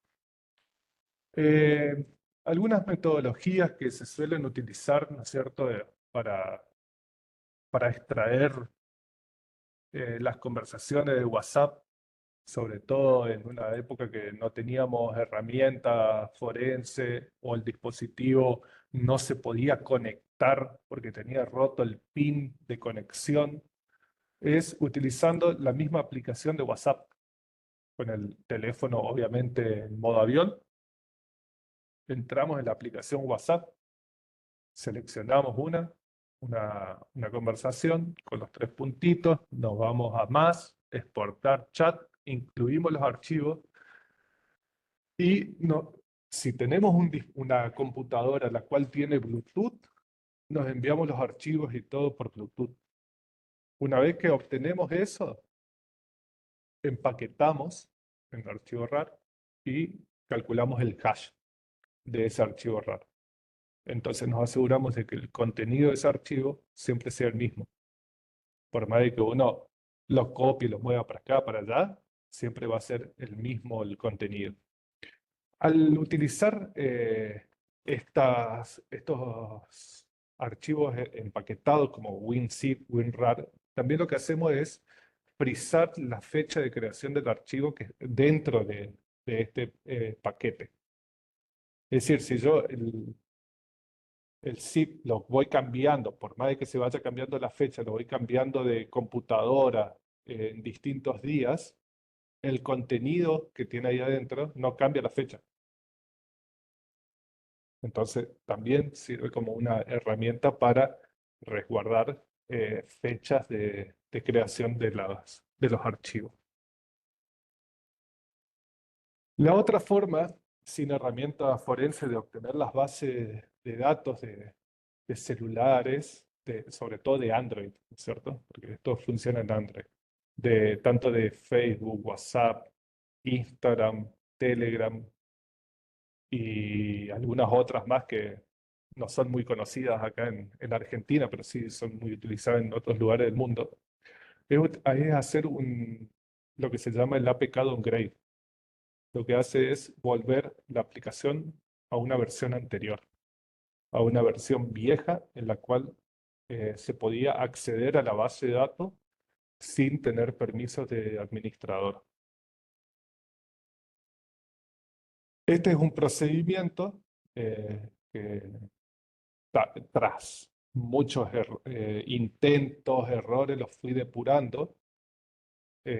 Y es bastante simple de seguirlo, lo único que hay que tener es un pequeño conocimiento de lo que son las líneas de comando y cómo ejecutar unas líneas de comando, las cuales uno lo que hace es, primero que nada, poner el celular, tiene que estar obviamente desbloqueado, no podemos tenerlo al teléfono bloqueado porque si no, no tenemos comunicación con la computadora.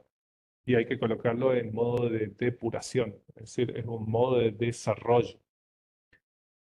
Lo conectamos a la computadora y empezamos a ejecutar comandos para primero identificar el paquete que queremos, de la aplicación que queremos, por ejemplo WhatsApp en este caso.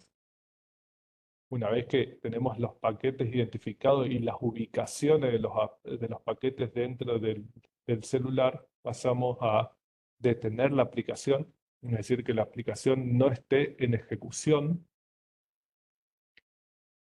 hacer el resguardo de la versión que está instalada en el celular, de la versión de WhatsApp en este caso, que es este resultado acá,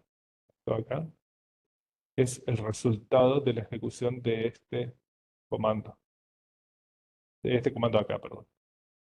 Entonces, si no ejecutamos este comando acá, no tenemos esta ubicación. Y esta ubicación varía según el dispositivo, marca, modelo, etcétera. Versión del sistema operativo.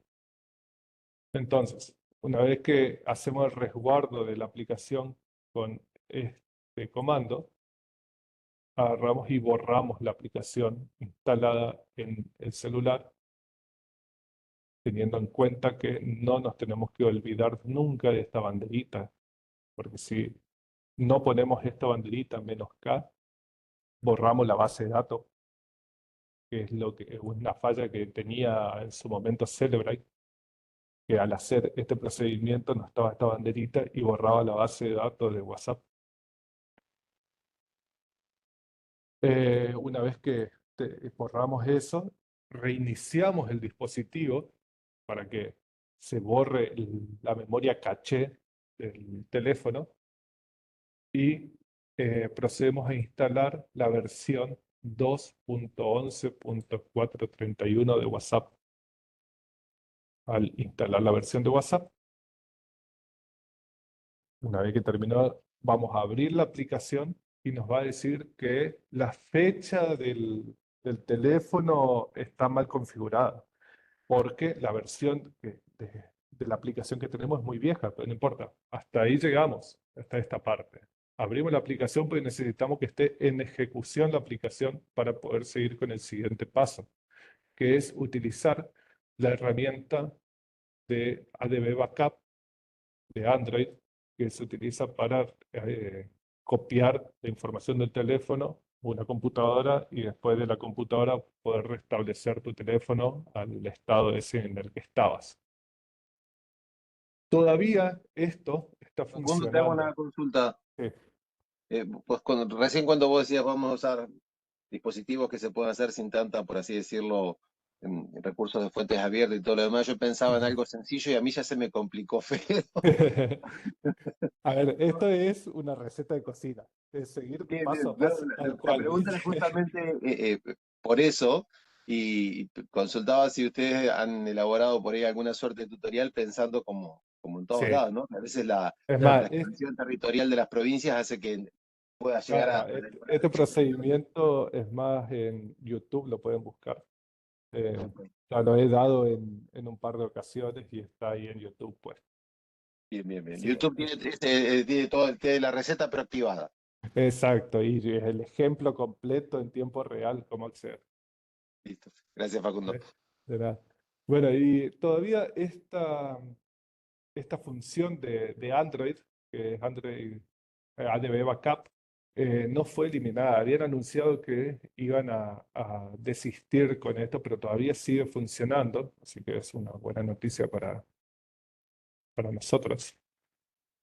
Y nos permite obtener las bases de datos de las aplicaciones. En este caso, si nosotros ponemos banderas como Shaded y Al, lo que va a hacer es, con Shaded, va a traer todos los archivos, incluso que estén almacenados en la memoria interna del teléfono. Archivos visibles para el sistema operativo, cabe aclarar. Y a su vez archivos con los cuales el usuario tiene acceso. Los archivos que son de acceso de administrador no te lo va a traer con él. Y con la bandera "-al" trae las bases de datos de todas las aplicaciones, las cuales tengan, ¿no es cierto?, en su configuración el permiso para poder ser copiadas a través de ADB Backup. Finalmente, se convierte el archivo ese obtenido, que es un punto .ab, que significa Android Backup, se lo convierte a un formato .tar, que es lo mismo que un .zip, o sea, puede ser accedido como una carpeta comprimida y ahí adentro podemos encontrar la base de datos de WhatsApp, que son dos en particular las que más importan, que una se llama ua.db y la otra se llama msgestor.db. Ambas bases de datos están en SQLite, así que tendríamos que tener un lector de SQLite y podemos leer todos los mensajes que haya ahí adentro. Y finalmente, reinstalar la aplicación en la versión que estaba originalmente. Este procedimiento ya lo realicé muchísimas veces y nunca tuve inconveniente. Obviamente, lo probé muchísimas veces en mi teléfono y también lo rompí un teléfono mío así, pero así se aprende. Espero que estas cosas les puedan llegar a servir. También hay, esto me olvidaba, ¿no es cierto? Cuando le hablé hoy del tema de ingeniería inversa. lo paso muy por arriba. Hay aplicaciones como la de OLX, que UFED o Celebrite o todas estas empresas que son de Europa, la mayoría, o de Estados Unidos, no tienen soporte para ver las bases de datos de aplicaciones meramente latinoamericanas como OLX. En su momento en OLX reinaba la venta de elementos robados. Y hubo un caso acá en el cual una chica asesinada, le roban el teléfono y el teléfono fue vendido por OLX. eh, Varias veces fue vendido por OLX. Y se secuestraron varios teléfonos celulares. De todos ellos se obtuvieron la base de datos de OLX que estaba en formato de SQLite y dentro de la base de datos de SQLite había otro formato que era un formato JSON. Es decir, teníamos una doble estructura de datos. Entonces, utilizando herramientas de programación, lenguaje de programación como Python y utilizando framework como Django, que permite leer SQLite y transformarlo en HTML, logramos hacer una aplicación para este caso en particular de una aplicación que permita leer la base de datos esa y tener la información de todos los procesos de venta que hubo de los usuarios de eso. Y así se llegó al autor del hecho. Hubo varias secuencias en el medio de allanamientos y secuestros de celulares, y ese celular llevaba a otro celular, de ese celular nos íbamos a otro allanamiento y así sucesivamente hasta que llegamos al autor del hecho. Lo importante de esto como experiencia es que las herramientas estas informáticas forenses como UFED, que es recontra nombrada en todos los medios. Ahora, bueno, UFED ya deja de existir el año que viene, se va a empezar a llamar INSEIET. Facilitan mucho el trabajo, ¿no es cierto?, en las tareas cotidianas y de herramientas que son difundidas a nivel global. Cuando hablamos de herramientas más de nuestra región, tenemos que tener conocimientos para poder desarrollar nosotros nuestros propios software y nosotros tener una posibilidad de satisfacer nuestras propias necesidades. Si nosotros simplemente somos operadores de herramientas de terceros, nos vamos a ver eternamente necesitados de ellos y no vamos a poder resolver en algunos casos, como por ejemplo con OLX me pasó a mí, no se podría resolver esta causa porque la herramienta esa no me trajo información, pero la información sí estaba ahí, estaba en el celular, pero la herramienta no sabía cómo interpretarla y cómo mostrármela. Entonces es importante siempre la capacitación continua del personal en todas estas áreas y sobre todo que tengan mucho conocimiento para informática. Hola, creo que se me cerró. Escuchamos, ¿eh? Ah, sí. Bueno, no sé, me parece que se me había cerrado. Sí, la presentación no la estoy viendo. Bien, está. Bueno, es importante esa, la capacitación continua del personal en cuanto a todo lo que tenga que ver con análisis de datos, hoy en día con la Big Data y programación, que tenga por lo menos los conocimientos básicos de ello. Bueno, con esto doy por terminado yo mi oratorio y contesto preguntas y estoy a su disposición.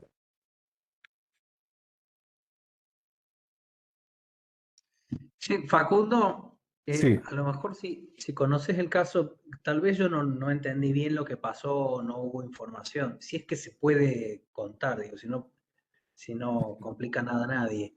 ¿Te acordás el caso de la expresidenta que supuestamente sufrió un atentado? En algún momento quisieron abrir un dispositivo que decían, puff, alguna macana se mandaron, pero no hubo información sobre eso.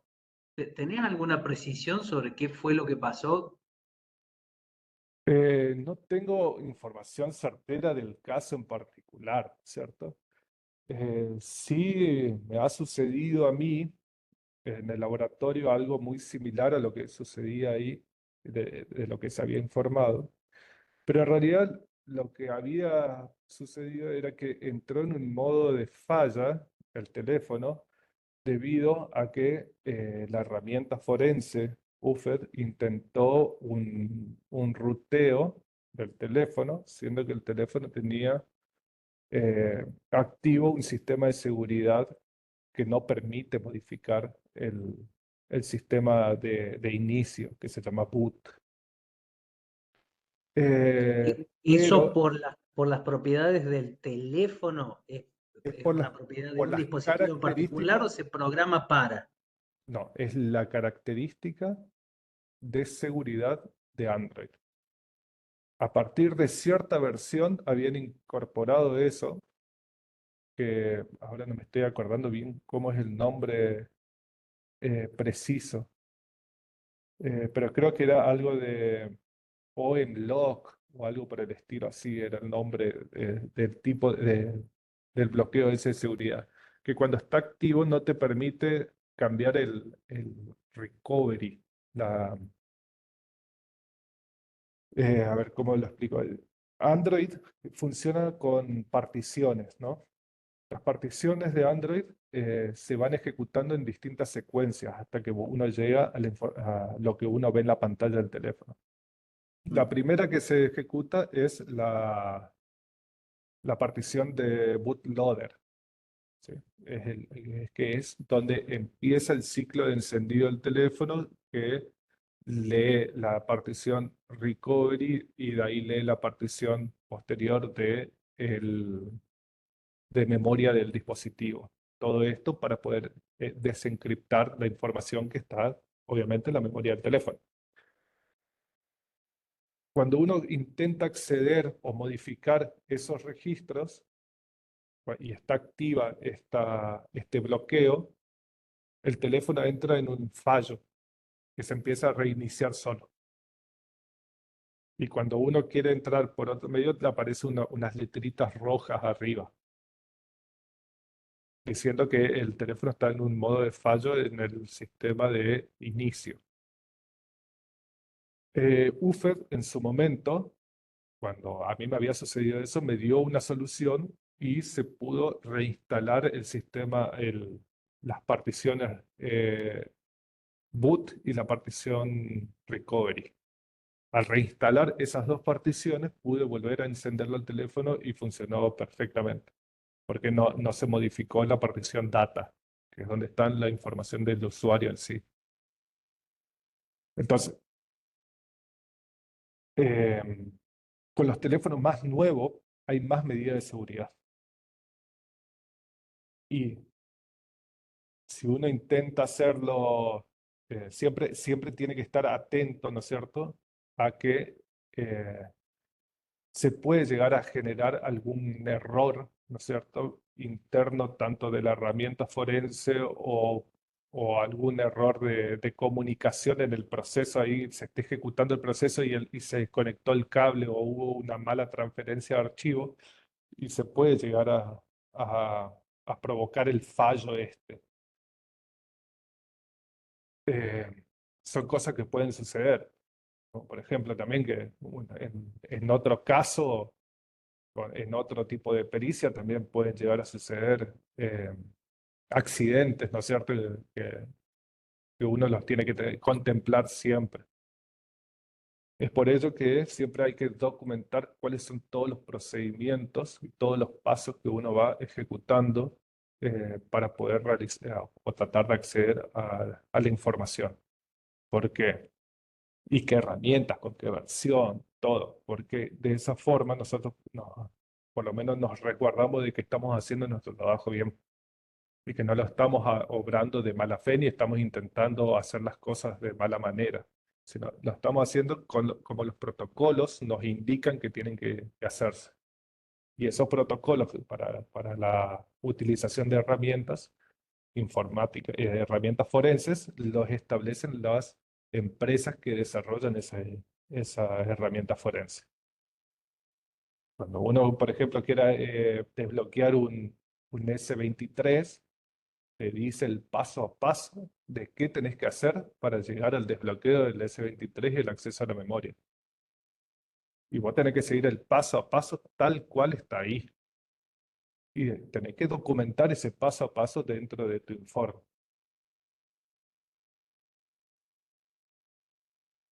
Entonces no creo que Muy haya bien. sido, son accidentes que pueden llegar a ocurrir, como que se te prenda fuego la computadora. O Sí, sea, claro. hay que estar atento, hay que estar siempre con la expectativa de que son cosas que pueden llegar a suceder. Muy bien, gracias, Paco. No De sé si nada. alguien por ahí en la sala, de los que están, si quieren ahora loguear con cámaras para hacer alguna pregunta, interactuar. Que deje el celular, Facundo, por favor. Ahí prendí de vuelta la camarita para que vea que no estoy con el teléfono.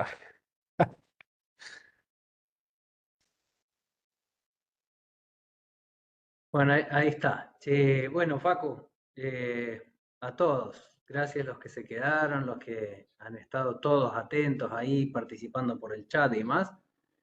Eh, Enormemente agradecidos, lo dije hace un momento, a veces las cosas uno las va repitiendo, hay cosas que, por supuesto, nosotros, yo en mi caso, abogado, digamos, formateado tal vez como fiscal, Seba entenderá perfectamente de esto, el mundo de la ciencia forense es un mundo de ustedes, pero a fuerza cada vez de ir escuchándolo y escuchando formas distintas de decirnos las cosas, contarnos y advirtiéndonos las cosas, bueno, va decantando, va decantando.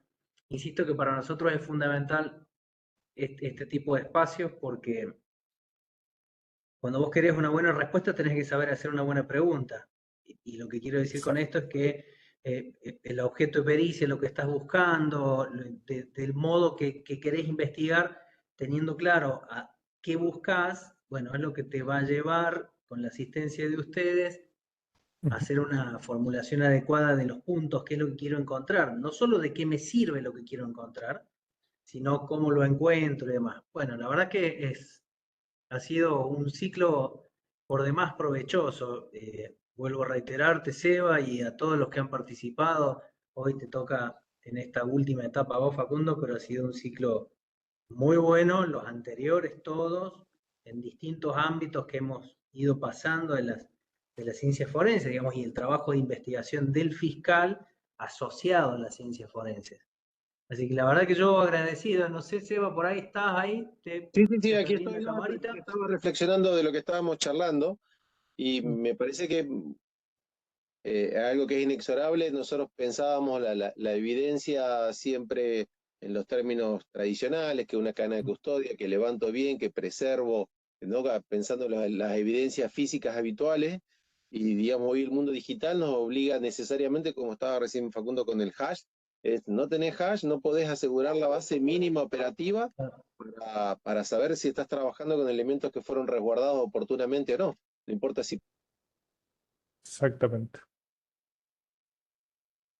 Sí, sí, tal cual. Y cuánto, bueno, nos falta a nosotros, imagino, Seba, lo hablo por fiscales, digo, cada uno va tratando de formarse y, y esto que vos explicabas hoy, Facundo, por Ujú. supuesto intentaste bajarlo a una frecuencia, a una forma de explicarlo. Imagino lo difícil que es esto para vos, Eva.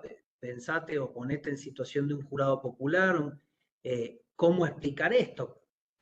Creo que a vos te habrá pasado, Facundo, vos Sí, tenés allá en Chaco Eso. Juicio pruebas por populares, jurado tenemos. Sí, juicios tenemos por juicio jurado. por ¿Y jurado. te ha tocado algún caso que tuviste que bajar de una manera muy llana esto Sí, para poder explicarlo?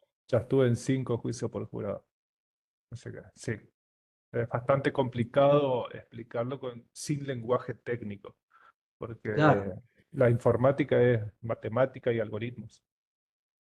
Bueno, y ahí también tenés un rol muy importante del fiscal en saber preguntarte, porque estando Claro. ahí, por supuesto, según si va a hacer el examen directo o el contraexamen, pero en cualquiera de los dos casos es una enorme responsabilidad del fiscal estar preparado para saber qué preguntarte, porque no depende solamente de vos, de que bajes la No, por frecuencia, la supuesto. complejidad de lo que decís. El fiscal tiene que estar muy bien preparado también para eso. Sí, por supuesto. Aparte, eh, también el fiscal se tiene que imaginar cuáles pueden llegar a ser las preguntas de la contraparte, como para ya de entrada eh, dejar sin dudas de todo el procedimiento, ¿no es cierto? De todo lo que se realizó, de cómo se obtuvo. Porque acá no es que vos podés crear un gris en el medio, porque es o está o no está. No hay un gris en el medio.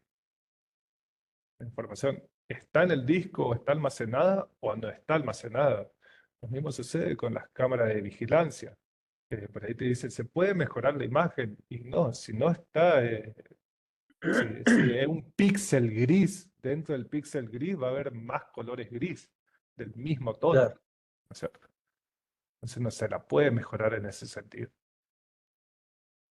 Sí, tal cual, tal cual. Bueno, ha sido un gustazo por mi parte. Gracias nuevamente a todos. No, gracias a ustedes por Ahí, el espacio que me brindaron. por favor, será la próxima.